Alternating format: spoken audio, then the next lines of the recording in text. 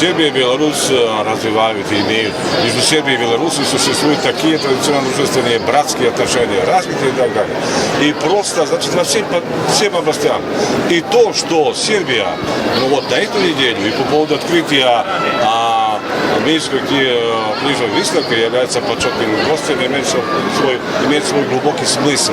Смысл состоится и в этом, чтобы и в этой очень важной области культуры, литературы, мы лучше знали друг друга, и чтобы эта область тоже несла свой вклад в развитие наших братских совокупных отношений. После меня я бы только сказал, что находится один из ведущих сербских писателей, уважаемый Goran Petrović, и я благодарю ему на его личное присутствие и он, как уже известный европейский писатель, я бы и так сказал, будет лучше знать братскую, дружественную Беларусь и в этом смысле помочь тоже развитию сотрудничества наших двух братских стран и в этой области.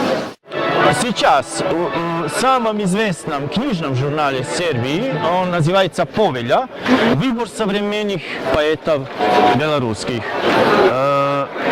Так что у нас в том же актуальном номере сейчас есть. И я думаю, что сейчас молодые писатели открывают тот же мир белорусской литературы, но я пишу для детей. И мои коллеги, писатели для детей, меньше в белорусской периодике.